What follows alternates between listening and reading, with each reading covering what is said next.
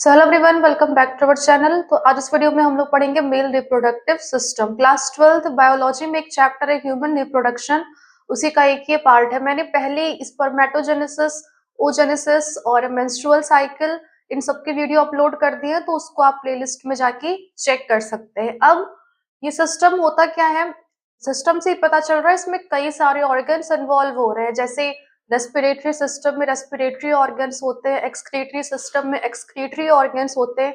वैसे ही इस सिस्टम में क्या होते हैं, रिप्रोडक्टिव ऑर्गन्स होते हैं। किसके? मेल के, जो क्या करते हैं, आगे चल के रिप्रोडक्शन की प्रोसेस में हेल्प करते हैं, अपना कंट्रीब्यूशन करते हैं। ठीक, अब इसमें चार चीजें इन्वॉल्व है। एक प्राइमरी सेक्स ऑर्गन, एक सेकेंडरी सेक्स ऑर्गन, एक एसेसरी ग्लैंड्स और एक external genitalia. Primary sex organ की बात करें तो उसमें आता है टेस्टिस। ठीक, ये एक ऐसा ऑर्गन है जो किसमें हेल्प करता है, मेल गैमेट के फॉर्मेशन में। मैंने आपको बताया था कि अगर मेल गैमेट की बात करें तो क्या होता है, स्पर्म।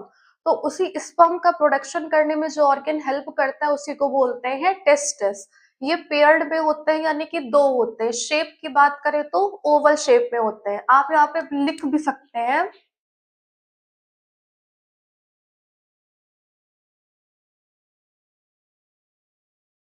ठीक, एक तो ये हो गया। एक इसका और फंक्शन क्या है कि एक ये हार्मोन प्रोड्यूस करता है। ठीक है, उस हार्मोन को क्या बोलते हैं, टेस्टोस्टेरोन। यहाँ पे आप इसको भी लिख लीजिए, टेस्टोस्टेरोन।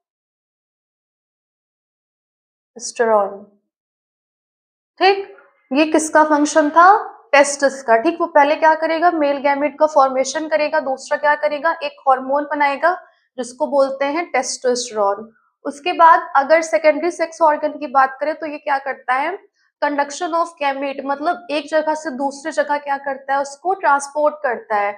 साथ साथ में वो क्या करता है, कुछ कुछ टाइम के लिए उसको स्टोर करता है। इसको आप एक और नाम दे सकते हैं, एसेसरी डक्ट्स। इसमें वास एफरेंशिया, टेस्टिस, वास डिफरेंस, वासिफरेंस, ये सारी चीजें आती है, सारी डक्ट्स होती हैं। तो वो किस में होती है, इस ऑर्गन में होती है। ठीक, इसका कोई मेन काम नहीं है कि हाँ वो कोई फॉर्मेशन कर रहा है किसी हार्मोन का या फिर गैमेट का फॉर्मेशन कर रहा है, बट ये एक तरह से क्या कर रहा है, रिप्रोडक्शन के प्रोसेस में हेल्प कर रहा है।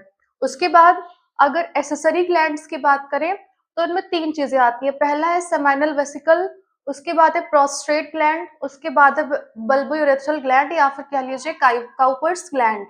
अगर सेमाइनल वेसिकल की बात करें तो ये पेयर्ड होती है, मतलब दो होती हैं। प्रोस्टेट की बात करें तो ये सिंगल होती है, सिर्फ एक होती है। बल्बोरेथ्रल की बात करें तो ये भी पेयर्ड होती है, यानी कि ये दोनों क्या है, पेयर्ड है, दो प्रेजेंट होती है।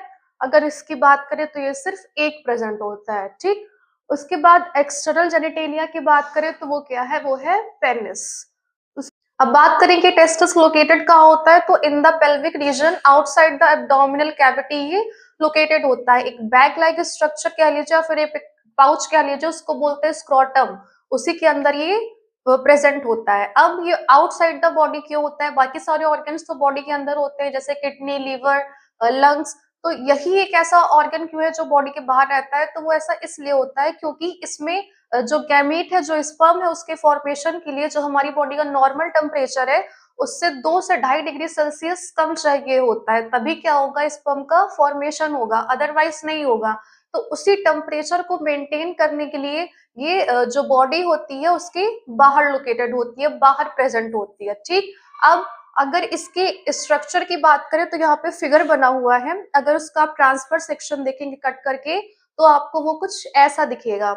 अगर उसके बाहर की बात करें तो उसमें एक लूज टिश्यू होता है, फोल्ड टिश्यू प्रेजेंट होता है, जिसकी आउटर कवरिंग को बोलते हैं ट्यूनिका एल्बुजिनिया। ये क्या है, बाहर की लेयर है। अंदर की बात करें तो क्या होता है, ट्यूनिका वेजिनेटा। ठीक, ये क्या था, ये टेस्टिस की कवरिंग है। उसके बाद इसके अंदर क्या होता है, 250 टेस्टिकुलर लोब्यूल्स प्रेजेंट होते हैं। ठीक, उसके बाद क्या होता है, ये जो है ये आपका सेमिनिफेरस ट्यूब्यूल्स है। ठीक है, सेमिनिफेरस ट्यूब्यूल टेस्टिस के अंदर मेन साइट है ना। वो फॉर्मेशन का होता है टेस्टिस में होता है, लेकिन टेस्टिस में भी कहाँ होता है, तो इन सेमिनिफेरस ट्यूब्यूल्स में। ये हाईली कोइल्ड स्ट्रक्चर होते हैं, 1 से 3 स्ट्रक्चर ये प्रेजेंट होते हैं। ठीक, अब क्या हुआ, इसमें फॉर्मेशन हो गया। जब फॉर्मेशन हुआ तो इससे क्या हुआ कि जो ये एक क्या कह लीजिए, एक पाथ है ट्यूबुली रेक्टाई, यहाँ से वो कहाँ जाएगा, इसके अंदर आएगा। इसको क्या बोलते हैं, रीट टेस्टिस। यहाँ से वासा फ्रेंशिया जाएगा, वासा फ्रेंशिया के बाद एपिडिडाइमिस में जाएगा। वहां पे कुछ टाइम के लिए उसका मैच्योरेशन होगा, टेम्परेरी स्टोरेज होगा। उसके बाद वो क्या करेगा, वास्ट डिफरेंस से बाहर चला जाएगा। वास्ट डिफरेंस क्या करेगी, वो लूप ओवर करेगी यूरिनरी ब्लेडर को और एक डक्ट रिसीव करेगी, उसे बोलते हैं सेमिनल वेसिकल। ये दोनों साथ में मिलकर क्या बनाएंगी, एक डक्ट बनाएंगी जिसको बोलते हैं इजैकुलेटरी डक्ट। फिर क्या होगा, वहां से जो स्पर्म होगा वो यूरेथ्रा के थ्रू बाहर आ जाएगा। ठीक। सो ये इतना किसके बारे में था, टेस्टिस के बारे में था कि टेस्टिस होता क्या है और उसमें फॉर्मेशन कैसे होता है। बाकी इन सबको तो मैंने थोड़ा बहुत आपको बता ही दिया।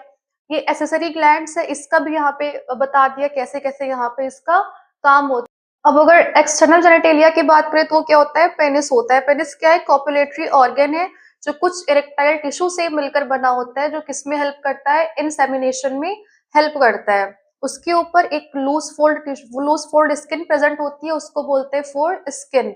अगर इन ग्लैंड्स की बात करें तो ग्लैंड्स तो कुछ ना कुछ सिक्रीट कर रही हैं, तो उनका जो सिक्रीशन है उसमें कई सारे एंजाइम्स होते हैं, फ्रक्टोज होते हैं, कैल्शियम होते हैं, जो क्या करते हैं, अल्कलाइन नेचर बनाते हैं और साथ साथ में क्या करते हैं, लुब्रिकेशन में हेल्प करते हैं।